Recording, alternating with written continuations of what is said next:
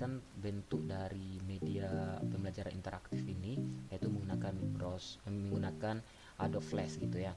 Saya lihatkan bentuk tampilannya buat teman-teman yang ingin mengembangkan, ada di deskripsi ini. Silahkan di download nanti teman-teman yang ingin mengembangkan media pembelajaran ini.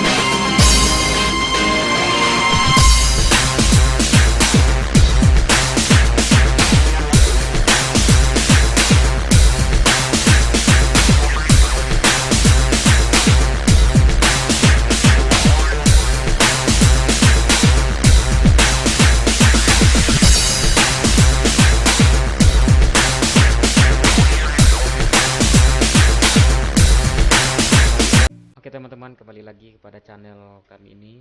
Pada kesempatan hari ini kami akan membahas tentang edukasi pendidikan. Sekarang saya membuat sebuah media pembelajaran, itu berbeda dengan yang lain.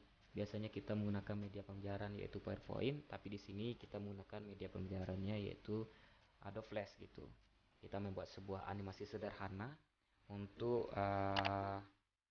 mendukung metode pembelajaran kita, yaitu dengan menggunakan media pembelajaran interaktif menggunakan Adobe Flash gitu.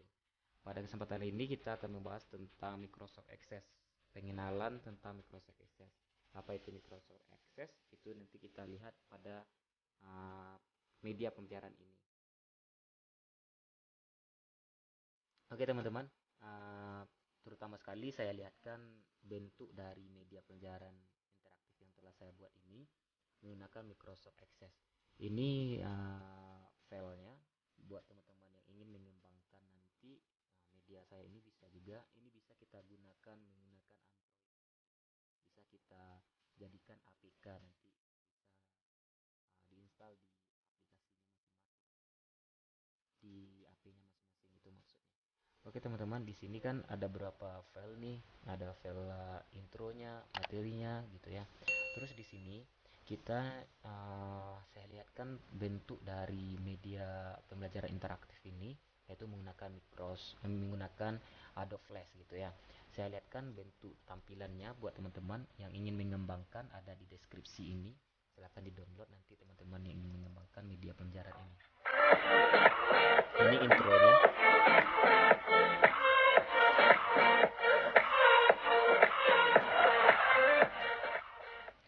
Oke teman-teman, di sini pada mata pelajaran rekayasa perangkat lunak, yaitu aplikasi berbasis data berbasis Microsoft Access gitu. Kita menggunakan aplikasi yaitu Microsoft Access, memperkenalkan Microsoft Access gitu ya.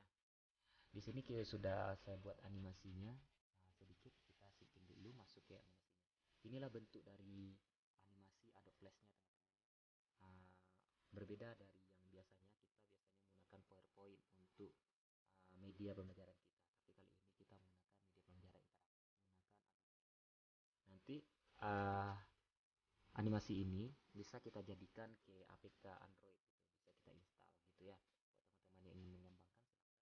Oke, kita masuk aja pada proses pembahasannya. Di sini ada berapa menu. Ini menu home, kembali lagi ke intro, dan ini materinya, dan ini folder-folder apa saja yang akan kita bahas di Microsoft ini. Di sini terdapat teman-teman ada quiz dan ada materi. Kita masuk pertama sekali yaitu materi.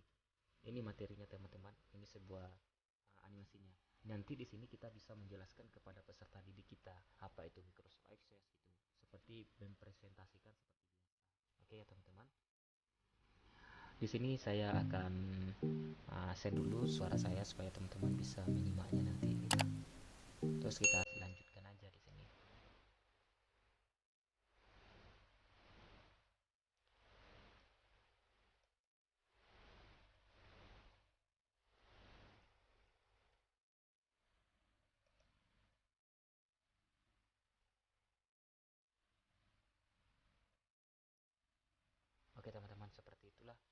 media Microsoft Access ini. Di sini ada penentuan nama dan lokasi basis data. Sebelum kita masuk ke Microsoft Access, di sini kita membuat dulu yaitu database-nya. Kita buat database-nya di sini, nanti akan tersimpan di tempat penyimpanan kita. Contohnya di sini ada C user terus dokumen, berarti nanti dokumen praktik kita ada di sini gitu. Terus jangan lupa kita pilih create gitu. Create. Terus nanti ada 6 objek penting dalam Microsoft Access. Yang pertama, kita bisa membuat tabel, query, from, report, macros, modules gitu. Kita akan membahas semuanya nanti. Ini untuk teman-teman. Masing-masing ini ada penjelasannya juga. Tabel. Tabel adalah tempat di mana kita menyimpan data. Query adalah fitur query disediakan untuk memilih data yang akan kita tampilkan. Nanti kalau seandainya kita mau menampilkan beberapa data aja, itu gunanya query. Ini ada nanti pada materi selanjutnya, yaitu membahas tentang query, yaitu query report. Apa-apa aja yang kita tampilkan di dalam database kita gitu. Terus ada from. From ini yaitu fitur from disediakan untuk membuat tampilan dari basis data yang dibuat menjadi lebih menarik gitu. Nanti di sini kita membuat sebuah media kita supaya lebih menarik gitu kan. Maksudnya di sini teman-teman, kita membuat from data barang atau input data barang, nanti kita membuatnya selebih menarik mungkin gitu. Nanti ada fromnya, ada input datanya, terus ada next-nya gitu kan, terus ada reportnya terakhir nanti gitu kan, yaitu disediakan untuk membuat format percetakan pada media kertas melalui printer. Itulah report nanti kita buat seperti PDF, bisa dicetak melalui printer kita gitu. Terus apa itu macros? Macros merupakan fitur yang digunakan untuk menyimpan perintah-perintah otomatis tertentu yang berhubungan dengan basis data yang dibuat gitu. Nanti teman-teman, waktu membuat Microsoft ini, pada macros ini kita membuat penyimpanan perintah otomatis tertentu yang berhubungan dengan basis data kita, berhubungan dengan database kita. Terus selanjutnya yaitu modul. Modul ini yaitu fitur lebih luas dari makro, karena kita dapat melakukan pemrograman pada banyak aspek dalam Microsoft Access. Selanjutnya kita lanjut ke materi selanjutnya, yaitu tentang gambar tool pada Microsoft Access beserta kegunaannya, yaitu create. Di sini ada beberapa menu teman-teman. Di atas ini ada home, create, external data, database, tool gitu kan. Di sini di create terdapat beberapa submenu juga gitu kan. Ada tabel template gitu kan. Uh, Toolbar untuk membuat dan mengatur tabel di sini, yaitu di tabel template gitu. Terus ada juga from. From ini yaitu toolbar untuk membuat dan mengatur from kita nanti gitu. Ada di sana from design, ada di sana multiply item, from, black from, ada di sana semuanya. Terus ada juga toolbar report. Toolbar report ini kita gunakan untuk membuat dan mengatur report kita, seperti membuat desain report, terus melihat reportnya, melihat label, report wizard gitu. Terus yang terakhir yaitu outer, yaitu di sini toolbar untuk membuat dan mengatur query, yaitu di sini ada query design, query wizard gitu. Di sini di samping query design ini ada juga nanti yang namanya makro yang saya jelaskan tadi. Terus di menu external data terdapat beberapa submenu juga, yaitu import, export, dan collect data gitu. Di sini kita menggunakan Microsoft Access 2007 ya teman-teman. Di sini yaitu yang Excel, yaitu untuk mengatur import file data. Kita bisa mengimportkan data berbentuk Excel ke Microsoft Access gitu. Itu maksudnya ya teman-teman. Terus di sini juga ada yaitu ekspor. Ekspor ini yaitu toolbar untuk mengatur ekspor basis data, di mana nanti kita juga bisa mengekspor data tadi, mengimportnya juga, terus bisa dijadikan PDF juga gitu kan. Kita ekspor menjadi PDF yang tadi import dan selanjutnya ekspor gitu. Terus yang submenu selanjutnya itu toolbar untuk mengatur replikasi atau pengandaan. Di sini nanti kita akan membuat pengandaan data kita. Terus lanjut ke pada menu ketiga, yaitu pada menu database tool, di mana di database tool ini terdapat beberapa submenu, yaitu makro, terus ada show dan hit, terus analis, terus move data, database tool gitu. Terus di sini yang toolbar untuk makro itu untuk membuat makro kita, toolbar untuk show dan hid ini untuk menampilkan relasi antar tabel kita nanti.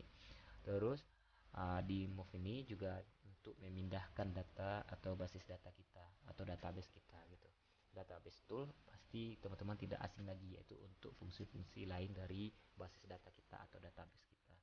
Oke teman-teman, kita lanjut ke pembahasan selanjutnya, yaitu kasus. Yaitu kasusnya yang akan kita buat adalah basis data atau database penjualan buku. Pada kasus ini kita akan mempelajari 4 buah objek, yaitu tabel, query, from, dan report. Ada 4 tabel yang akan kita buat, yaitu tabel pembeli, buku, pesanan, dan item pemesanan. Tabel dan atributnya yaitu yang pertama, kita akan membuat nanti di tabel pembeli itu atributnya ada ID pembeli, ID underscore pembeli. Kenapa kita menggunakan underscore? Karena di database tidak mengenal namanya spasi gitu. Kita buat di sini ID pembeli, terus keterangannya atau deskripsinya kita buat ID pesanan adalah atribut kunci pemiliki karena bersifat unik gitu. Kita berikan pemilikinya yang unik gitu. Pemiliki itu adalah kata kunci, teman-teman. Di pembeli ini ada yang namanya ID pembeli sebagai primary gitu atau kata kuncinya. Terus di buku kita buat juga atributnya atau fieldnya yaitu ISBN, pengarang, judul gitu. Terus kita kasih primary yaitu ISBN karena di sana sebagai kata kunci yang unik gitu ya. Terus yang pada tabel pesanan kita akan membuat 3 tabel nih. Yang ketiga itu pesanan, kita buat di sana ID pesanan, ID pembeli, jumlah pembelian, terus tanggal pembelian.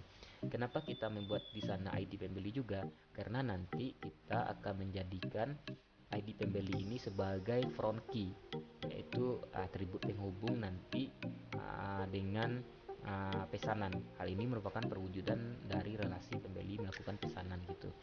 Ada timbal balik relasi antar tabelnya gitu dari ID pembeli dengan ID pesanan gitu. Terus kita juga membuat di tabel selanjutnya itu item pemesanan. ID pemesanan atau ISBN jumlah itu kita buatkan fieldnya atau atributnya itu ID underscore pemesanan ISBN jumlah gitu. Di sini kita buat ID pemesanan itu sebagai primary key atau kata kunci dari tabel ini. Terus di sini sebagai pemesanan sendiri adalah front key sebagai penunjukan relasi. Kita akan menjadikan relasi antar tabelnya juga nanti ya. Oke, kita lanjut ke pembahasan selanjutnya, yaitu pembuatan tabel. Langkah-langkahnya teman-teman untuk membuat tabel di Microsoft Access, langkah-langkahnya yang pertama yaitu pasti teman-teman tidak asing lagi, yaitu buka pada jendela klik tabel gitu kan. Terus kita dapat melalui memasukkan field-field yang dibutuhkan seperti membuat tabel pemilihan. Setelah semua field untuk tabel pembeli selesai didefinisikan, maka kita harus menentukan field mana yang berperan sebagai primary key. Terus kita dapat menyimpan tabel dengan mengklik view pada jendela home. Terus selanjutnya isi data pada tabelnya. Nah, seperti yang saya jelaskan sebelumnya. Terus pembuatan query apa aja langkah-langkahnya, yaitu yang pertama kita buat dulu relasi antar tabel ya. Kita klik relationship pada jendela database tool, terus maka akan tampil tampilan show tabel, lalu kita klik tabel yang akan kita relasikan. Setelah selesai klik add lalu klik close. Kita hubungkan tabel yang satu dengan tabel yang lain dengan memperhatikan bahwa primary hanya dapat dihubungkan dengan front key. Klik pada bagian enforce referential integrity dan klik tombol create, begitu seterusnya, maka akan ditampilkan hasil relasinya. Yang selanjutnya itu query pada satu tabel. Misalkan tabel yang kita ambil adalah tabel buku, maka langkah selanjutnya itu pada jendela create klik view design. Misalnya kita ingin mengambil semua data pada tabel buku, maka kita ambil tabel buku lalu kita klik add lalu kita isi jendela query pada kolom tabel dengan buku dan nama fieldnya adalah buku, seperti yang saya jelaskan sebelumnya. Ini sebagai contoh hasil query yang diperoleh. Kita buat ISBN, ini fieldnya ISBN, pengarang, judul, dan harga. Terus kita masukkan apanya data-datanya gitu kan. Ini. Terus uh, yang untuk merelasikan antar tabelnya seperti yang kita ambil nama, terus di field nama di sana kita ambil tabelnya tabel pembeli, kita panggil tabel pembeli terus fieldnya nama gitu. Seperti ini selanjutnya.